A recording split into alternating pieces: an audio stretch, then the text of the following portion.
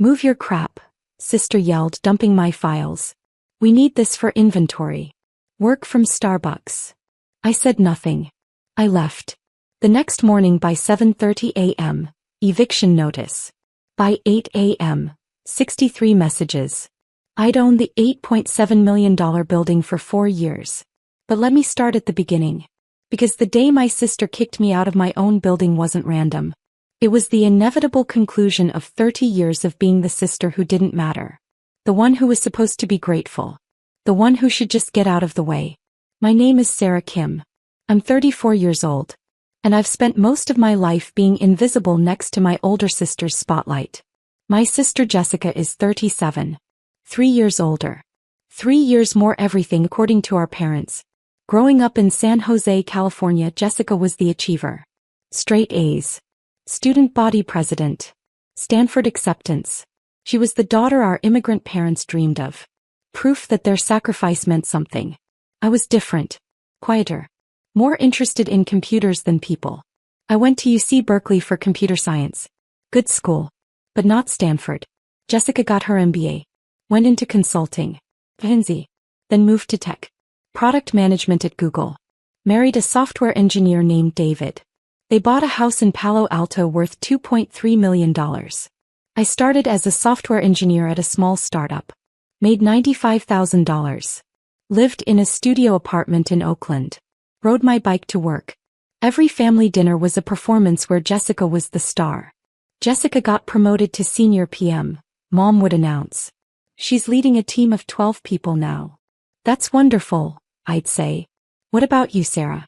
Are you still doing the coding thing? I'm a senior engineer now. Building infrastructure for. That's nice. Jessica, tell us about your new house project. I learned to stay quiet. To smile. To let Jessica shine. What they didn't know was that while Jessica was climbing the corporate ladder, I was building something else entirely. In 2017 I was 27 years old. The startup I worked for, Dataflow, was growing fast.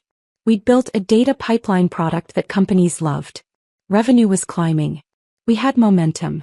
Our CEO offered early employees the chance to buy additional stock options. Discounted. But you had to pay cash up front. I can offer you options to purchase 0.5% of the company, he told me. At $3 per share. That's $75,000. I had $82,000 in savings. Every penny I'd saved since college. I'll take it, I said. Jessica told me I was insane. You're putting all your savings into a startup? That's terrible financial planning. You should be buying a condo. I believe in what we're building. Sarah, this is why you need to think bigger. Startups fail. Real estate is tangible. I didn't argue. Just bought my options. 18 months later, Salesforce acquired Dataflow for $850 million. My total equity, 0.5% plus my standard employee grant of 0.3%, was worth $6.8 million after taxes. I was 29 years old. I didn't tell anyone. Not my parents. Not Jessica. Not my coworkers who assumed I was moving to another startup. I did move to another company. But not as an employee. As an investor. With $6.8 million, I hired a wealth advisor. Margaret Chin at Bay Area Capital Management. What do you want to build? She asked. Long-term wealth. I want to own assets that appreciate and generate income. Commercial real estate? Yes. Specifically, I want to buy a building. Something in the South Bay. Tech-focused. Office space that I can lease to startups. That's capital intensive. I have capital. We started looking.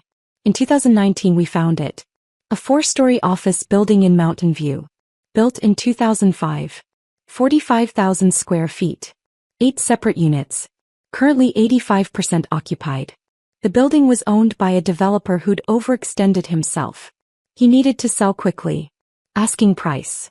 $9.2 million. It's underpriced for the location, Margaret said. He's motivated. What's it generating? Annual rental income is $1.8 million. Operating expenses are about $650,000. Net operating income, $1.15 million. That's a 12.5% cap rate. That's excellent. It is. But you'd need to finance part of it. Banks will lend you about 70%. You'd need a down payment of around $2.8 million. I'll offer $8.7 million. All cash. Close in 30 days. All cash? Sarah, you'd be putting almost all your liquid capital into one asset. I believe in this market. Tech is growing. Office space in Mountain View will always be valuable. Margaret paused. Hey. But we're creating an LLC. Kim Property Holdings. You'll own the building through the entity. Protects you from liability. Perfect. We closed on November 15, 2019. I paid $8.7 million cash for a commercial building in Mountain View. My family thought I was still working as a software engineer, living in my Oakland studio. I hired a property management company, Premier Commercial Management, to handle day-to-day operations. I reviewed financials monthly but stayed hands-off otherwise. By 2020, I'd increased occupancy to 95%. Annual revenue, $1.9 million. Net operating income, $1.25 million. By 2022, I'd raised rents in line with market rates. Annual revenue, $2.3 million. Net operating income, $1.65 million. The building had appreciated to $11.2 million. My net worth, $9.8 million. My family still thought I was just a software engineer. In 2021, Jessica quit Google. I'm starting a company, she announced at Sunday dinner. That's exciting. Mom said. What kind of company? Direct-to-consumer wellness products. Supplements. Skincare. We're calling it Vitality Collective. That sounds wonderful, Dad said. Very entrepreneurial. Jessica looked at me. You've worked at startups. Any advice? Focus on unit economics. Make sure your customer acquisition cost is sustainable. Obviously, this isn't my first rodeo, Sarah. I ran product at Google. Product management is different from running a company. I'm aware. That's why I have David as my co-founder. He'll handle tech. I'll handle product and business. Over the next year, I watched Jessica build Vitality Collective. They raised a seed round, $2 million from angel investors and a small VC firm. They hired 12 employees. They launched their first products. The company looked impressive from the outside. Beautiful branding. Active social media. Press coverage in TechCrunch. But I saw the numbers.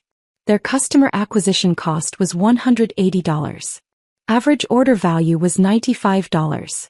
They were losing money on every customer. How's the company doing? I asked at dinner one night. Amazing. We're growing fast. Tripled our revenue last quarter. What's the revenue? $85,000 last quarter. Up from $28,000. That meant they'd made $85,000 in revenue while spending probably $500,000 plus on payroll, inventory, and marketing. What's your burn rate? We're well capitalized. Don't worry about it. But I did worry. Because I understood startups. And Vitality Collective looked like it was burning through cash without a clear path to profitability. In early 2023, Jessica called me. Sarah, I need a favor. What's up? We need office space. We've been working remote, but we need to bring the team together. Build culture. Makes sense. The thing is, real estate is expensive. We're trying to conserve cash. I heard you work in a building in Mountain View. Do you know if there's any space available? My building. He was asking about my building. I can check. What are you looking for? Maybe 3,000 square feet? Something we can fit 12 people plus room to grow. That's pricey. Mountain View office space runs about $4.50 per square foot per month. You'd be looking at $13,500 monthly. Ouch. That's steep. That's market rate. Well, see what you can find. Maybe there's something cheaper. Or maybe the landlord would be flexible for a startup. I called my property manager, David Chin at Premier Commercial Management. David, I have someone asking about space. My sister. She wants 3,000 square feet for her startup. Unit 3B is available. 3,200 square feet. We're asking $4.50 per square foot. That's $14,400 monthly. What's our flexibility on price? For a quality tenant with good credit? Not much. Market is strong. But family is family. What do you want to do? Let me think about it. I thought about it for 3 days. About whether to reveal that I owned the building. About whether to give Jessica a deal. In the end, I decided to stay anonymous. Rent her the space at market rate through the LLC. Keep my ownership private. David, let's rent her Unit 3B. Standard lease terms. Market rate. She doesn't know I own the building. Keep it that way. Understood.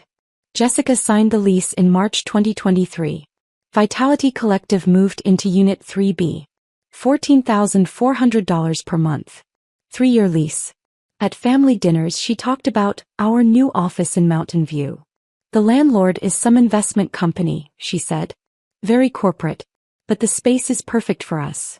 I smiled. Said nothing. You should come visit, Jessica said to me. See what a real startup looks like. Maybe. I never visited as her sister. But I visited the building twice a month as the owner. I walked past Unit 3B. Saw through the glass walls. Saw her team working. Saw the Vitality Collective logo on the wall. He had no idea she was paying me rent.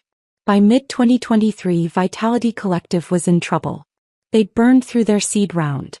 They needed more capital. But VCs weren't biting. The market is tough right now, Jessica said at dinner. Investors are being conservative. What's your runway? I asked. We have about 6 months of cash. We're looking at a bridge round. Just need to get us to profitability. What's your path to profitability? We're increasing prices, launching new products, cutting costs. What costs? Salaries. We're doing layoffs, reducing the team from 12 to 7. What about the office? We need the office. Culture is important. We're keeping it. I did the math in my head. $14,400 monthly rent. Times 12 months. $172,800 annually. For a company that was making maybe $400,000 in annual revenue while spending $1.5 million. The office was bleeding them dry. But Jessica didn't see it that way. To her, the office was a symbol of legitimacy. Proof that Vitality Collective was real. By November 2023, things got worse. The bridge round fell through. They had 3 months of runway left. Jessica called me. Sarah, I need help. What kind of help? Financial advice. You're good with money. I need to cut costs, but I don't know where. Show me your financials. She sent me a spreadsheet. Revenue. Expenses. Cash balance. It was worse than I thought. They were burning $95,000 per month. Revenue was $32,000. They had $275,000 in the bank. You have 3 months, I said. I know. That's why I'm talking to you. Your biggest fixed cost is payroll. $58,000 per month for 7 people. I can't cut more people. We're already skeletal. Your second biggest cost is office space. $14,400 per month. We need the office. Could you go remote? Save $14,400 monthly. No. Culture would die. The team needs to be together. Jessica, you're going to run out of money. Culture doesn't matter if the company dies. You don't understand. This isn't just about spreadsheets. It's about building something that matters. It's about survival. I'll figure it out. Thanks for the advice. She didn't figure it out. In December 2023, Vitality Collective missed their rent payment. David called me. Sarah, Unit 3B didn't pay rent. First time since they moved in. How late are they? 7 days. I sent a reminder notice. No response. Send another notice. If they don't pay in 10 days, start the formal process. You sure? It's your sister. Business is business. Jessica paid 14 days late. With a note, sorry for the delay. Cash flow timing issue. January 2024 rent was also late. 17 days. February rent was 23 days late. I didn't reach out to her. This was between her company and my LLC. I stayed out of it. But at family dinners the stress was visible. Jessica looked exhausted. Thinner. Dark circles under her eyes. How's the company? Mom asked. Fine. Just busy. Are you sure? You look tired. Startups are hard, Mom. But we're making progress. She wasn't making progress. She was drowning. In March 2024 they didn't pay rent at all. David called me. No payment. No communication. What do you want to do? Send a notice of default. Give them 10 days to cure or we start eviction proceedings. You want to evict your sister? I want to enforce the lease. This is a business relationship. If she can't pay rent, she can't occupy the space. Hey, I'll send the notice. Jessica called me that evening. Sarah, did you know the landlord is threatening to evict us? What happened? We're behind on rent. Just a few weeks. But they're being really aggressive about it. How far behind? Like, 6 weeks. Maybe $20,000 total. Actually $43,200. 3 months of rent. Jessica, that's 3 months. I know. But we have investors coming to visit. We need the office to show them we're real. If we get evicted, we lose the funding round. Can you catch up on rent? If we get the funding, yes. But we need 30 days. Maybe 60. Have you talked to the landlord? I tried. There's some faceless effie. The property manager just sends form letters. No flexibility. Maybe if you explained your situation. I tried. They don't care. Corporate investors. They just want their rent check. I said nothing. Can you lend me $20,000? Jessica asked. Just to catch up on rent. I'll pay you back when we close the round.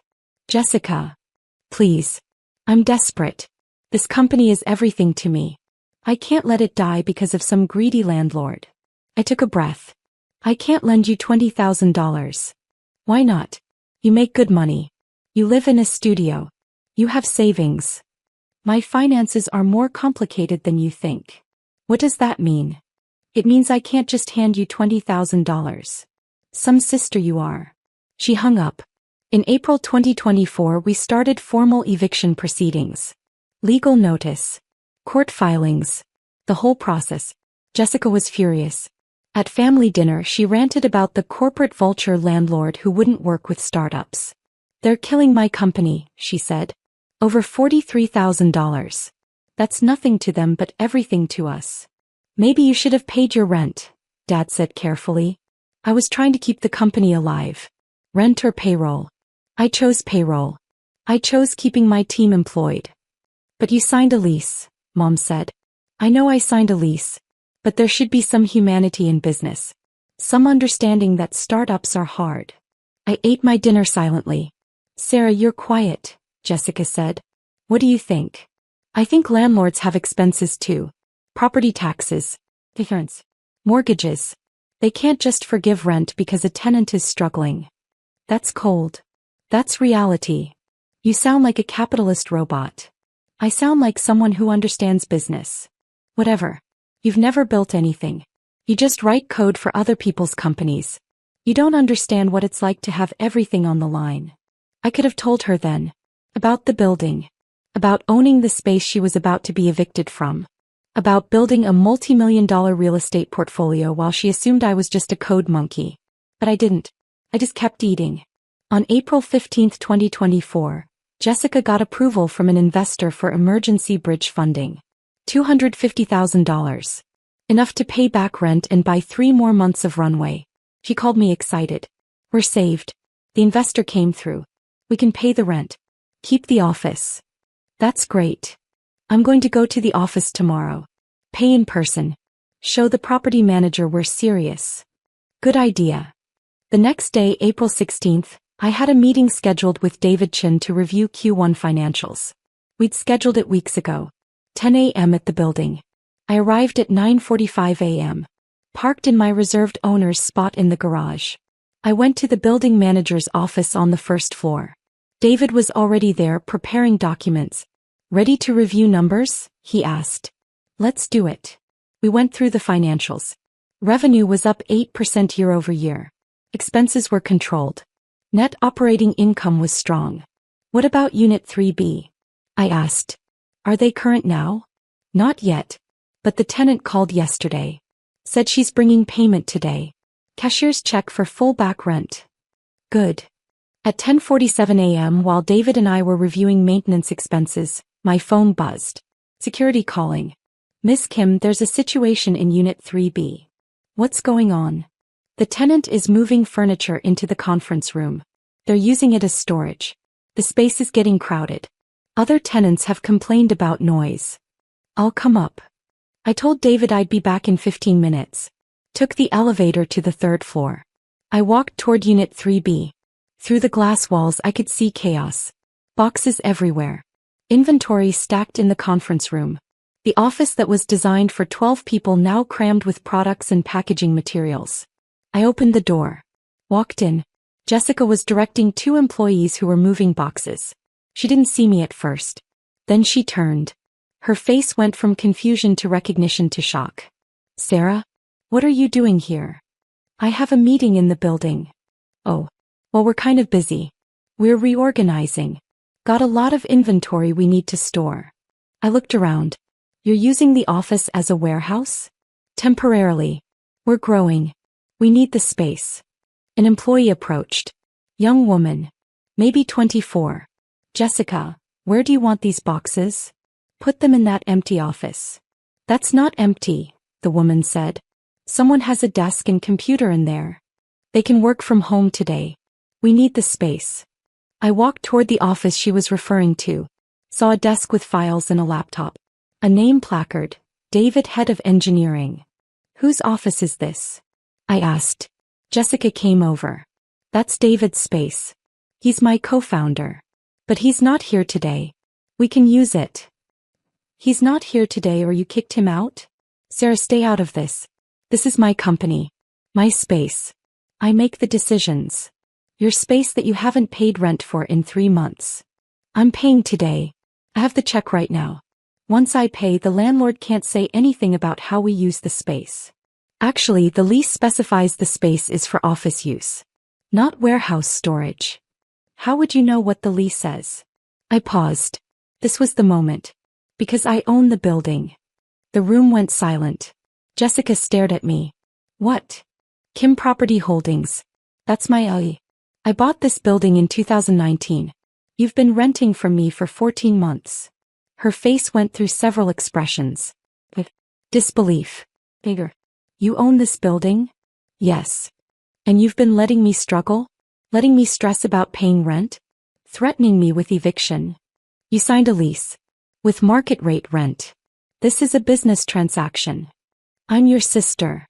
And this is my investment property, which you failed to pay rent on for 3 months. Because I was trying to save my company. That's not my problem. You have a legal obligation. You signed a contract.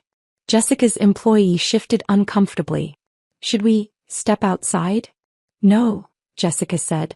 Stay. I want witnesses to this. He turned to me. So what, you've been spying on me? Watching me struggle while you collect rent money? I've been running a business. You're a tenant. You pay rent or you get evicted. That's how it works. This is unbelievable. Our parents gave you $50,000 for college. Where do you think you got the money to buy an $8.7 million building? I earned it. From a startup acquisition. I invested it wisely. I built something. You built something by being secretive and manipulative. I built something by working hard and making smart decisions, which apparently you don't respect. Jessica grabbed a box of my files from David's desk, dumped them on the floor.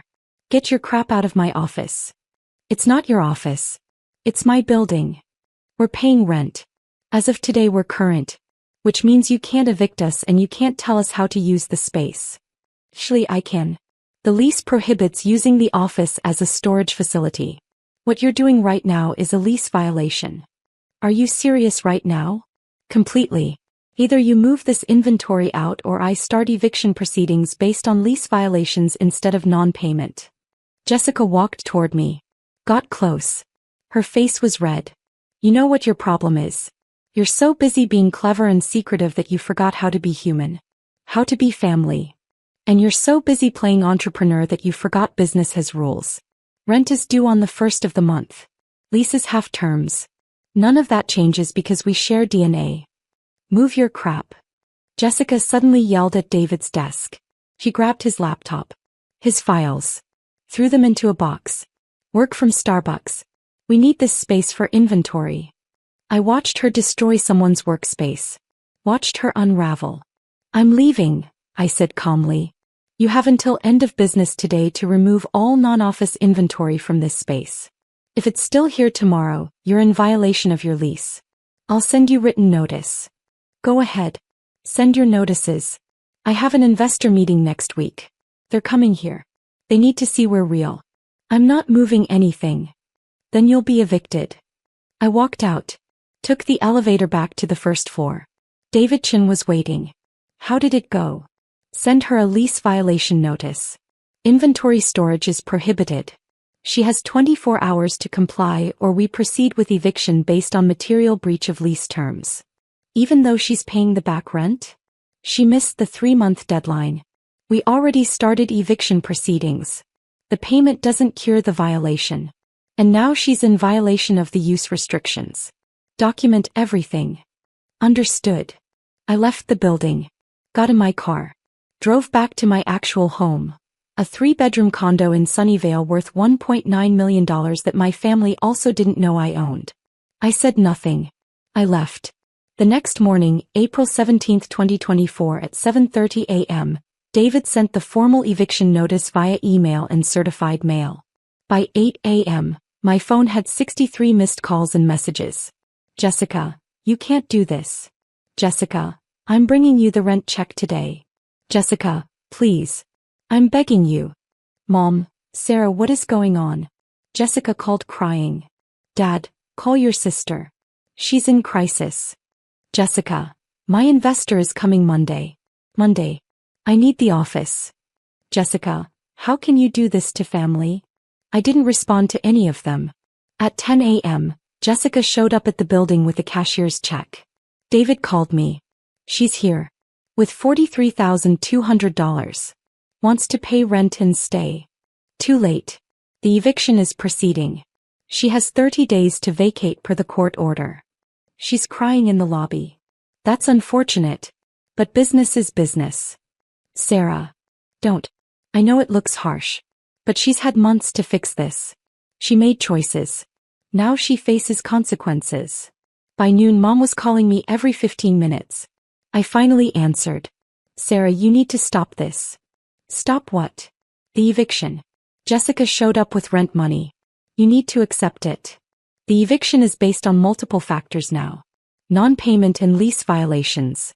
She turned the office into a storage facility. So, she's paying rent. 3 months late. After ignoring multiple notices. And she's using the space in violation of her lease terms. Since when are you a heartless landlord? Since I invested $8.7 million in a commercial property that requires professional management. You own the building? His mom. I've owned it since 2019. I'm a property owner. I have multiple assets. I'm financially successful. But none of you noticed because you were too busy celebrating Jessica's startup. We didn't know. Because you didn't ask. Just like Jessica didn't ask who owned the building she was renting. She just assumed it was some faceless corporation. Easier to be angry at corporate vultures than to consider that maybe she'd made poor business decisions. She's your sister. And this is my building. She signed a lease. She violated it repeatedly. Now she's facing the consequences of her choices. Mom started crying. You're destroying her dream. Her dream was already dying. I'm just enforcing the lease agreement she signed. I hung up. Dad demanded an emergency family dinner. We need to resolve this as a family. We met at their house in San Jose on April 20, 2024. 4 days after the confrontation, Jessica arrived with David, her co-founder husband. They looked exhausted. Thank you all for coming, Dad started. We need to figure out a path forward. There's nothing to figure out, I said. Jessica has a 30-day eviction notice. She needs to vacate the property. Sarah, please, Mom said. Can't you show some flexibility? I've shown flexibility. For 3 months of non-payment. Now she's using the space in violation of her lease. There's no more flexibility. Jessica leaned forward. I have an investor coming Monday. If I don't have an office, the deal dies. If the deal dies, the company dies. Everything I've worked for. 2 years of my life. That's not my responsibility. You could fix this with one phone call. I could. But why should I? Because I'm your sister. So, You've treated me like I don't matter for 30 years. Every family dinner was about your achievements, your promotions, your house, your startup. I was just the quiet little sister who coded for other people. Remember that phrase? Sarah just writes code for other people's companies. You said that 6 days ago. Jessica looked down. I've built something significant, I continued. A real estate portfolio, financial security, success by any measure. But none of you knew because none of you asked. You were too busy assuming I was less than you. That's not fair, Mom said. Isn't it? When's the last time you asked about my work, my life, my accomplishments? It's always about Jessica. Always has been. We're proud of both our daughters, Dad said. No, you're proud of Jessica. I'm just, there, the backup daughter. The one who should be grateful to be included. Sarah, Jessica started. I bought that building when I was 29 years old. Paid $8.7 million cash. Built a business model that generates over $1.6 million in annual net income. My net worth is nearly $10 million. And none of you had any idea because you never looked past your own assumptions about who I was. The room was silent. So no, I said. I'm not going to save your startup by forgiving rent or overlooking lease violations. You signed a contract. Live with it. David, Jessica's husband, spoke for the first time. What if we pay the back rent plus a penalty? And move the inventory out immediately? The eviction is already in process. Legal fees have been incurred. Court dates are scheduled. How much would it cost to stop it? He asked. More than you have. And more than I'm willing to negotiate. Name a price. I looked at Jessica. There is no price. This isn't about money. This is about consequences. 4 years of being dismissed. For being kicked out of my own building because you needed storage space. For being told to work from Starbucks like I was the one who didn't matter. I didn't know it was your building. Exactly. You didn't know. Didn't ask. Didn't consider that maybe, just maybe, I'd built something significant. You just assumed the landlord was some evil corporation you could bully and manipulate. Jessica was crying now. So you're going to destroy my company to make a point? I'm not destroying your company. Your company destroyed itself with unsustainable unit economics and poor cash management. I'm just enforcing a lease agreement. Mom stood up. Sarah, if you do this, you're choosing money over family. No, I'm choosing boundaries over enabling. Jessica made choices. Bad choices. She gets to live with them. We didn't raise you to be this cold. You didn't raise me at all, Mom. You raised Jessica. I just sort of existed alongside her success. I stood. The eviction stands. Jessica has 26 days left to vacate. I suggest she use them to find alternative space or wind down the company. Either way, this conversation is over. I left. Jessica vacated Unit 3B on May 15, 2024. One day before the final eviction deadline. Vitality Collective shut down 3 weeks later. The investor deal fell through. Without an office to show, they couldn't project legitimacy. The company dissolved. Employees laid off. Assets liquidated. Jessica blamed me publicly.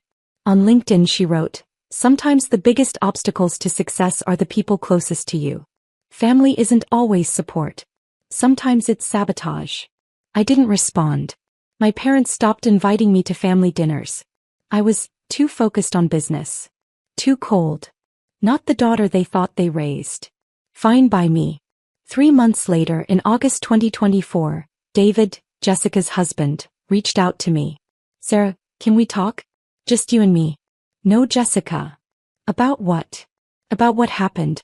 And what happens next." We met at a coffee shop in Palo Alto. "Jessica is angry," he said. "Probably will be for a long time." "I know. But I wanted to tell you something. You were right." I looked up. "The company was dying," David continued. "Terrible unit economics. Unsustainable burn rate. We were never going to make it. The office was bleeding us dry. You evicting us probably saved us from 6 more months of suffering and debt. Tell that to Jessica." She's not ready to hear it yet. But she will be. Eventually. Maybe. I also wanted to say I'm impressed. With what you've built. I did some research after everything happened. Your building is just one asset. You own other properties too. Yes. That's incredible. You built real wealth while everyone was focused on startups and exits. Smart. Thank you. Jessica feels betrayed. But honestly, I think she's just shocked that you were more successful than her and she never knew. That's her issue to work through. It is. He paused. I'm starting something new. Smaller. More focused. Better unit economics. Would you consider investing? Are you serious? Completely. You understand business. You have capital. And you're not afraid to make hard decisions. That's exactly the kind of investor I want. I thought about it. Send me a deck. Let me review it. I will. Thank you. It's now December 2024. 8 months since I evicted Jessica. My building is 100% occupied. Unit 3B was released to a Series B startup in June. $16,500 per month. 20% increase over what Jessica was paying. Annual revenue from the building, $2.5 million. Net operating income, $1.8 million. The property is now valued at $12.4 million. I invested $200,000 in David's new company. Convertible note. Reasonable terms. I'm a passive investor. No drama. Just business. I bought another building. A small office complex in Fremont. $6.2 million. My portfolio is expanding. My parents and I speak occasionally. Strained but civil. They're slowly accepting that I'm not the daughter they thought I was. Jessica and I haven't spoken. She blocked me on all platforms. Moved to Austin with David to start fresh. Last week Mom called. Sarah, I need to apologize. For what? For not seeing you. For all those years. We were so focused on Jessica's path that we ignored yours. I know. You built something remarkable. And we missed it because we weren't paying attention. You weren't looking. No, we weren't. And I'm sorry. Thank you. Do you think you and Jessica will ever reconcile? Maybe. When she's ready to see me as an equal instead of as the little sister who should have stayed in her place. That's fair. She was wrong about a lot of things. Yes, she was. But Sarah, you were harsh. I was fair. There's a difference. Mom sighed. I suppose there is. We talked for another 20 minutes. About my properties. My investments. My success. For the first time in my life she asked questions and actually listened to the answers. Progress. I don't regret evicting Jessica. I don't regret enforcing my lease. I don't regret choosing my boundaries over her feelings. Because here's what I learned. Family doesn't give you the right to exploit. Love doesn't mean enabling. And being kind doesn't mean being weak. Jessica built her startup on assumptions. That investors would always come through. That rent could wait. That the faceless landlord would be flexible. She was wrong about all of it. And when she kicked me out of my own building, literally threw my files on the floor and told me to work from Starbucks, she revealed exactly how much respect she had for me. None. So I showed her exactly how much power I had. All of it. The next morning the calls started. The eviction notice was delivered. The consequences were real. And Jessica learned what I'd known all along. Silence isn't weakness. It's strategy. I built my empire while she assumed I was just a coder. I owned the building while she thought she was renting from strangers. I held all the cards while she thought she was winning the game. The only thing that changed was her knowledge of it. And that changed everything.